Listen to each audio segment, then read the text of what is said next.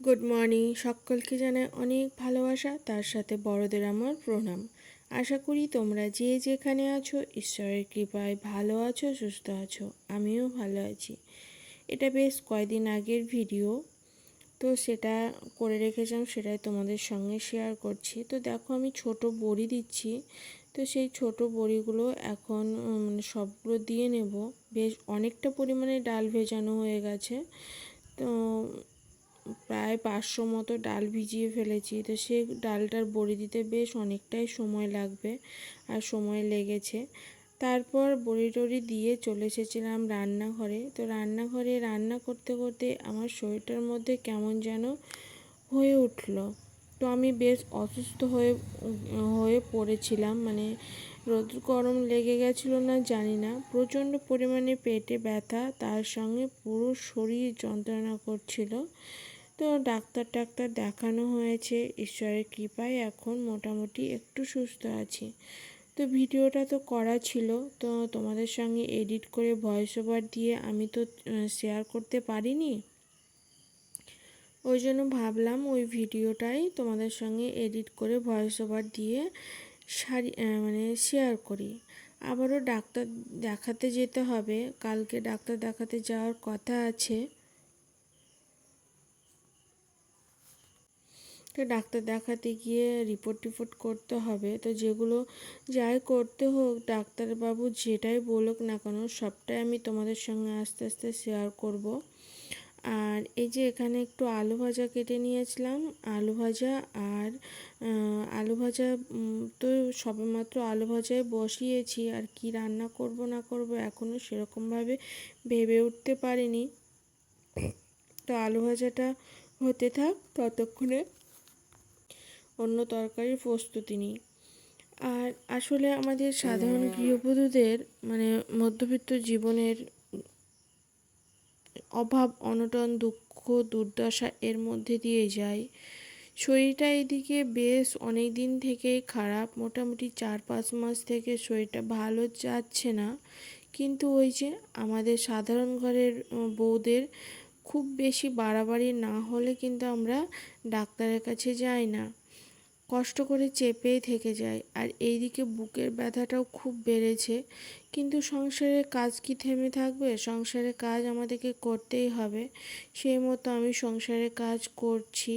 আর বুকে ব্যথাটার জন্য কাজ করতে কষ্টও হচ্ছে। আর সত্যি কথা বলতে, এই বই দেওয়া, কাপড় দেওয়া, আলুর কাপড়, একের চালের কাপড়, এগুলো যদি না দিই না, আমি সারাবছর খেতে পারি না। তার কারণ অনেক সময় শরীরটা ভালো থাকে না, তখন এই কাপড়টা দিয়েই হয়তো ধৈর্য একটু অল্প ভাত করে খাওয়া যায়। কিন্তু কাপড় যদি না থাকে তো ভালো খেতে ভাতই খেতে হবে। আর আমাদের অতটাও আর্থিক অবস্থা স্ট্রং না যে আমরা বাজার থেকে কিনে নিয়ে এসে খেতে পারবো। তো তোমাদের সঙ্গে কথা বলতে বলতে আমি এদিকে আলু ভাজাটা নামিয়ে নিচ্ছি। আর আলু ভাজাটা হয়েও গেছে।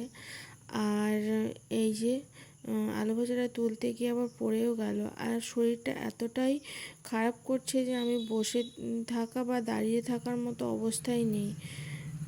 তো ভাত রান্না করতে করতে বারবার গিয়ে একটু শুচ্ছি, আবার এসে রান্না করছি, এইভাবেই রান্না বান্না করছি।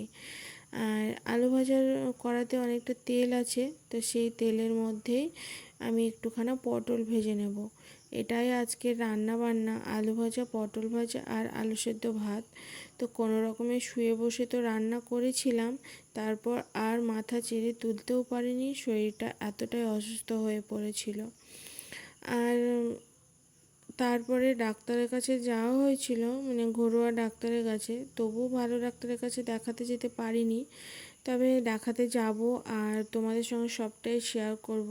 তো সবটা শেয়ার করব বলি, কিন্তু সবটা শেয়ার করে উঠতে পারি না।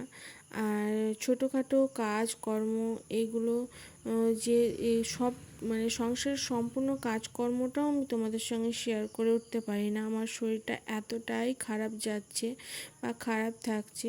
তো এই যে খুব ঘানি ফুরিয়ে গেছে, রায় বার করতে হবে, কিন্তু সেটাও যে আমার শক্তিতে কুলোচ্ছে না।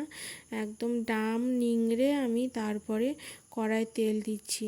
আর কালকে যদি রান্না করতে হয় আমাকে তেল কিনতে হবে, নাহলে আজ রাত্রের মধ্যে ঘানি ভাঙিয়ে নিয়ে আসতে হবে। আর ওই যে বোতলের যে তেলটুকু আছে ওইটুকুই তেল অবশিষ্ট। তো এদিকে পটলটাও ভেজে নিচ্ছি, পটলটা ভেজে নিয়ে তারপর খাওয়া দাওয়া করব।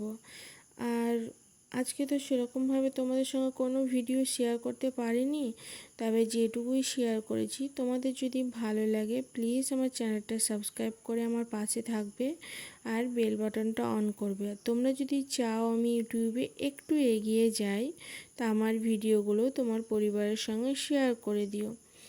তো তোমরা ভালো থেকো, সুস্থ থেকো, সাবধানে থেকো আর সব সময় হাসি খুশি থেকো।